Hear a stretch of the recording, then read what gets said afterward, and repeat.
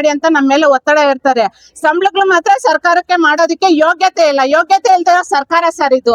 ಹೇಳ್ರಿ ಇವ್ರಿಗೆ ಹೇಳ್ರಿ ಬರ್ಕೊಡ್ರಿ, ಮಾಡೋದಿಕ್ಕಾಗಿಲ್ಲ ಅಂದ್ರೆ ಬಿಟ್ಟೋಗ್ರಿ ಅಂತಂತೆಲ್ಲ ಈ ತರ ಟಾರ್ಚರ್ಗಳು ಕೊಡ್ತಾರೆ. ಏನ್ ಸರ್ 17 ವರ್ಷದಿಂದ ಮಾಡ್ತಾ ಇದೀವಿ, ಯಾಕೆ ಬಿಟ್ಟೋಗ್ಬೇಕು ನಾವು? ಬಿಟ್ಟೋಗೋದಿಲ್ಲ, ಮಾಡ್ಲಿ ಸರ್ಕಾರದವರು ಮೇಲೆ. ಆತ್ಮೀಯ ವೀಕ್ಷಕರೇ, ನೀವು ನೋಡ್ತಿದ್ದೀರಾ ಕ್ರಾಂತಿ ನ್ಯೂಸ್ ಕನ್ನಡ. ನಾನು ನಿಮ್ಮ ಸುನೀಲಾರಾಧ್ಯ. ಬಂಧುಗಳೇ, ಸಮಾಜದ ತಳಮಟ್ಟದಲ್ಲಿ ನಾಗರಿಕರ ಸೇವೆಗೆ ಸಿಗುವುದು ಕೆಲವು ಇಲಾಖೆಗಳು. ಅದರಲ್ಲಿ ಆರೋಗ್ಯ ಇಲಾಖೆಯೂ ಕೂಡ ಒಂದು. ಅದರಲ್ಲಿಯೂ ಈ ಆಶಾ ಕಾರ್ಯಕರ್ತೆಯರ ಪಾತ್ರವಂತೂ ಅತಿ ಕೀಲಕ ಎನ್ನುವಂತಹದ್ದು. ನಾಗರಿಕರ ಮನೆಗೂ ತಿರುಗಾಡುತ್ತಾ ಕೊಟ್ಟ ಎಲ್ಲ ಕೆಲಸವನ್ನು ಮುಗಿಸುವ ಕಷ್ಟಜೀವಿಗಳು ಆಶಾ ಕಾರ್ಯಕರ್ತೆಯರು. ಅಂತಹ ಆಶಾ ಕಾರ್ಯಕರ್ತೆಯರ ಗೋಳು ನಿಜಕ್ಕೂ ಶೋಚನೀಯ ಮತ್ತು ಪಾಪ ಎನಿಸುತ್ತದೆ ಕಣ್ರಿ. ಕಳೆದ ಜನವರಿಯಿಂದ ಸಂಬಳವಾಗದೆ ಹಿರಿಯ ಅಧಿಕಾರಿಗಳ ಒತ್ತಡಗಳಿಂದ, ಬಿಡುವಿಲ್ಲದ ಕೆಲಸದ ಒತ್ತಡಗಳಿಂದ ಹೈರಾಣಾಗಿ ಹೋಗಿದ್ದೇವೆ. ನಮಗೆ ಸಂಬಳ ನೀಡಲು ಈ ಸರ್ಕಾರಕ್ಕೆ ಯೋಗ್ಯತೆ ಇಲ್ಲ. ನಮ್ಮ ಹಕ್ಕು ಎಂದು ಸಂಬಳವನ್ನು ಕೇಳಿದರೆ ಕೆಲಸ ಬಿಟ್ಟು ಹೋಗಿರಿ ಎನ್ನುವ ಧಮಕಿ ಹಾಕುತ್ತಾರೆ. ನಾವೇಕೆ ಹೋಗಬೇಕು ಸರ್ ಕೆಲಸ ಬಿಟ್ಟು? ನಮ್ಮ ಬೇಡಿಕೆ ಈಡೇರಿಸಬೇಕಾದ್ದು ಸರ್ಕಾರಗಳ ಕರ್ತವ್ಯ ಎಂದು ಮಂಚೇನಹಳ್ಳಿಯ ಆಶಾ ಕಾರ್ಯಕರ್ತೆಯರು ತಮ್ಮ ನೋವನ್ನು ಮಾಧ್ಯಮಗಳ ಮುಂದೆ ಈ ರೀತಿ ತೋಡಿಕೊಂಡಿದ್ದಾರೆ. ಇದೇ ಸಮಯದಲ್ಲಿ ಸಮಾಜ ಸೇವಕರಾದ ಮಾನ್ಯ ಜಯಕುಮಾರ್ ರವರು ಆಶಾ ಕಾರ್ಯಕರ್ತೆಯರ ಸಮಸ್ಯೆಗಳನ್ನು ಸರ್ಕಾರದ ಮಟ್ಟಕ್ಕೆ ಮುಟ್ಟಿಸುವ ವಾಗ್ದಾನ ನೀಡಿದ್ದೇ ಅಲ್ಲದೆ ಆ ಹೆಣ್ಣು ಮಕ್ಕಳ ಗೋಳನ್ನು ಕೇಳಿ ಕರಗಿದ ಜಯಕುಮಾರ್ ರವರು ಆಶಾ ಕಾರ್ಯಕರ್ತೆಯರಿಗೆ ದಿನವೂ ಮಧ್ಯಾಹ್ನದ ಊಟದ ವ್ಯವಸ್ಥೆ ಮಾಡುವುದಾಗಿ ಘೋಷಣೆಯನ್ನು ಸ್ಥಳದಲ್ಲಿಯೇ ಮಾಡಿದರು. ಇದಕ್ಕಾಗಿ ಮಾನ್ಯ ಜಯಕುಮಾರ್ ಅವರಿಗೆ ಸಮಾಜದ ಪರವಾಗಿ ಕೃತಜ್ಞತೆಗಳನ್ನು ಹೇಳಲೇಬೇಕು. ಗಲಾಟೆ ಅಂತೇನು ಇಲ್ಲ ಸರ್. ಇಲ್ಲಿ PSC ಅಲ್ಲಿ ಎಲ್ಲಾ ಕೆಲ್ಸಗಳು ಹೇಳ್ತಾರೆ. ನಮ್ಗೆ ಮೀಟಿಂಗ್ ಬಂದಿಲ್ಲ ಅಂದಿದ್ದಕ್ಕೆ ಡಾಕ್ಟರ್ ಬೈದ್ರು ಅಷ್ಟೇ. ಅದು ನಾವು ಇದ್ ಮಾಡ್ಕೊಂಡು ಹಾಸ್ಪಿಟ್ಲ್ಗೆ ಹೋಗಿದ್ದೆ ಅಂತ ಹೇಳ್ತಾ ಇದ್ರಿ. ಎಷ್ಟೊಂದು ಆಪ್ಗಳೆಲ್ಲ ಬರ್ತವೆ ಸರ್. ಮೀಟಿಂಗ್ ಬರೋದಕ್ಕೆ ಆಗಿಲ್ಲ ಅಂತ ಹೇಳಿದಕ್ಕೆ ಅಷ್ಟ್ ಮಾತಾಡ್ತಾ ಇದ್ರೆ ನಾವು ಏನೋ ಇದ್ ಮಾಡ್ಕೊಂಡ್ರಿ, ಬಂದಿಲ್ಲ ಅಂತ ಕೇಳಿದ್ರು. ಅಷ್ಟು ಬಿಟ್ರೆ ಈ ಸರ್ಕಾರದಲ್ಲಿ ಏನ್ ಮಾಡ್ತಾರೆ ಗೊತ್ತಾ, ಎಲ್ಲಾ ಆಪ್ಗಳು ಹಾಕ್ಬಿಟ್ಟು ಕೆಲಸ ಕೊಡ್ತಾರೆ. ಮೆಡಿಕಲ್ ಆಫೀಸರು ಮಾಡಿ ಅಂತ ನಮ್ಮ ಮೇಲೆ ಒತ್ತಡ ಇರ್ತಾರೆ. ಸಂಬಳಗಳು ಮಾತ್ರ ಸರ್ಕಾರಕ್ಕೆ ಮಾಡೋದಕ್ಕೆ ಯೋಗ್ಯತೆ ಇಲ್ದಿರೋ ಸರ್ಕಾರ ಸರ್ ಇದು. ಮಾಡ್ರಿ ಅಂತಂದ್ರೆ ಯಾರು ಮಾಡೋದಿಕ್ಕಂತೂ ಆಗಲ್ಲ. ಫೆಬ್ರವರಿ ತಿಂಗಳಿಂದ ಪೇಮೆಂಟ್ ಆಗಿಲ್ಲ ಸರ್. ಏನ್ ತಿನ್ಬೇಕು ಸರ್ ನಾವು? ನಮ್ಮ ಮನೆ ಮಕ್ಳೆಲ್ಲ ಏನ್ ತಿನ್ಬೇಕು? ಅದು ಬರೋದು 5,000 ಇನ್ಸೆಂಟಿವ್. ಅದ್ರಲ್ಲಿ ಬರೋದು ನಮ್ಗೆ ಪ್ರೋತ್ಸಾಹ ಧನ ಅಂತ ಬರೋದ್ರಲ್ಲಿ 9 ಕಾಂಪೋನೆಂಟ್ಗಳನ್ನೆಲ್ಲ ತೆಗ್ದ್ಬಿಟ್ಟಿದ್ದಾರೆ. ಆ ಕೆಲ್ಸನೂ ಮಾಡ್ಬೇಕು, ಬರ್ದೇ ಇರೋ ಕೆಲ್ಸಗಳೆಲ್ಲ ಮಾಡ್ಬೇಕು. ಆ ಕೆಲ್ಸ ಮಾಡ್ತಾ ಇದ್ರೆ ನಮ್ಗೆ ಯಾರು ಕೊಡ್ತಾರ ಸರ್? ಡೈಲಿ ಬಂದು ಹೋಗ್ಬೇಕು ಅಂತಂದ್ರೆ ಇವಾಗ ಇವಾಗಿರೋ ಬೆಲೆಗಳೆಲ್ಲ 50 ರೂಪಾಯಿ ಪೆಟ್ರೋಲ್ ಬೆಲೆ ಎಲ್ಲ ಜಾಸ್ತಿ ಆಗ 50 ರೂಪಾಯಿ ಬೇಕು ಒಂದ್ ದಿನಕ್ಕೆ.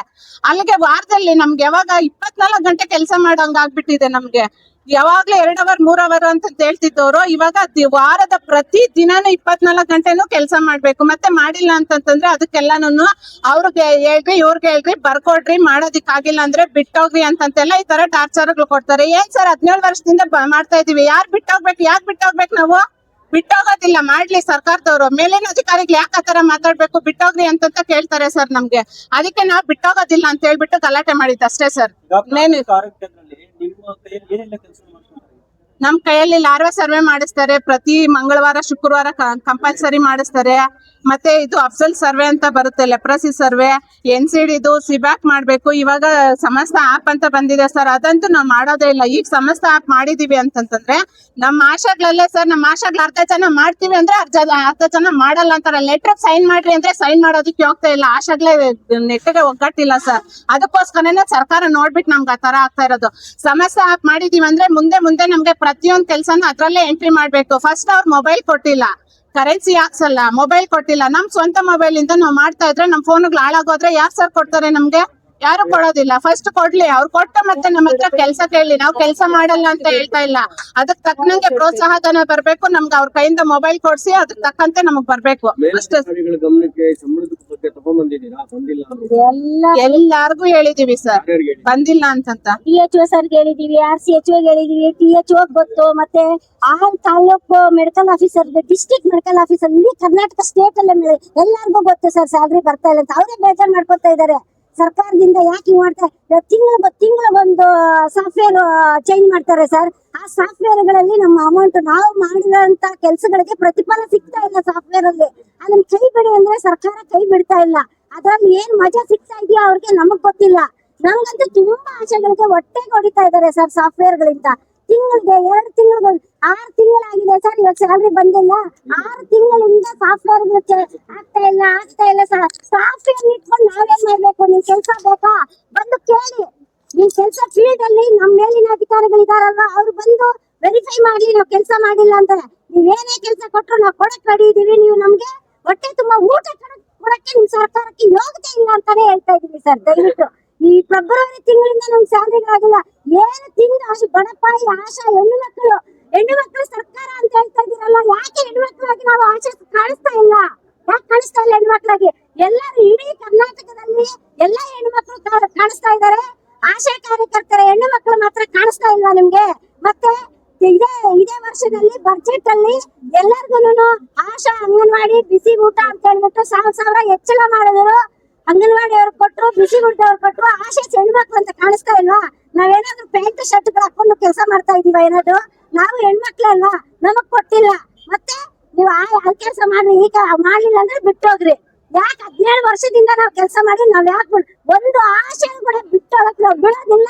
ನೀವು ಏನ್ ಮಾಡ್ತೀರೋ ಮಾಡ್ಕೊಳ್ರಿ, ನಾವು ಹೋರಾಟ ಮತ್ತೆ ಮುಂದೆ ನಮ್ಮ ಹೋರಾಟ ತುಂಬಾ ದೊಡ್ಡದಾಗಿ ಹೋರಾಟ ಮಾಡಕ್ಕೆ ನಾವು ರೆಡಿ ಇದೀವಿ. ನಾವಂತೂ ನಮ್ಗೆ ಸ್ಯಾಲರಿ ಸರ್ ಏನ್ ಕೇಳ್ತಾರೆ ಗೊತ್ತಾ ಸರ್? ನಾವು 5,000 ಬರ್ತಾ ಇದೆ ಸ್ಟೇಟ್ ಇಂದ, ಸೆಂಟ್ರಲ್ ಇಂದ 2 ಸೇರಿಸಿ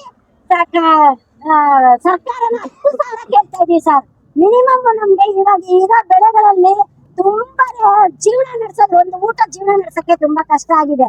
ಗಂಡನ್ ಸಾಕ್ಬೇಕು, ಮಕ್ಕಳ ಸ್ಕೂಲ್ಗಳು, ಫೀಸ್ಗಳು ಸರ್, ಟೈಮ್ ಕರೆಕ್ಟ್ ಫೀಸ್ ಕಟ್ಟೋ ಟೈಮ್ ಕರೆಕ್ಟ್ ಸ್ಯಾಲರಿ ನಿಲ್ಲಿಸ್ಬಿಡ್ತಾರೆ ಸರ್. 6 ತಿಂಗಳು 7 ತಿಂಗಳಾದ್ರೂ ಫೆಬ್ರವರಿ ಜನವರಿ ಎಷ್ಟು ತಿಂಗಳಾಗಿದೆ ಸರ್? ಹೋಗಿ 7 ತಿಂಗಳಾಗಿದೆ. 7 ತಿಂಗಳಿಂದ ಸ್ಟೇಟ್ಗೂ ಕೇಳಿದೀವಿ, ಡಿಸ್ಟ್ರಿಕ್ಟ್ ಅಲ್ಲಿ ಕೇಳಿ, ಪ್ರತಿಯೊಂದು ಸಾಫ್ಟ್ವೇರ್ ಪ್ರಾಬ್ಲಮ್ ಆಗಿದೆ. ಸಾಫ್ಟ್ವೇರ್ ರೆಡಿ ಆಗುತ್ತೆ ಇನ್ನು ಯಾವಾಗೋ ಸಾಫ್ಟ್ವೇರ್ 6 ತಿಂಗಳು ಒಂದು ಸಾಫ್ಟ್ವೇರ್ ರೆಡಿ ಮಾಡಂತ ಯಾರು ಹೇಳಿದ್ರು ನಿಮ್ಗೆ? ನಮ್ ಬಡಪಾಯಿ ಮಕ್ಕಳಿಗೆ, ಬಡ ಹೆಣ್ಣು ಮಕ್ಕಳಿಗೆ ಮೋಸ ಮಾಡಿದ್ರೆ ಅವ್ರಿಗಂತೂ ಒಳ್ಳೇದಂತೂ ಆಗಲ್ಲ. ಯಾವ್ದೋ ಒಂದು ನಮ್ಮ ಆಶಾ, ಇಡೀ ಕರ್ನಾಟಕ ಆಶಾ ಕಾರ್ಯಕರ್ತರ ಶಾಪ ತಟ್ಟೆ ತಟ್ಟುತ್ತೆ, ಅದಂತೂ ಖಚಿತ ಸರ್.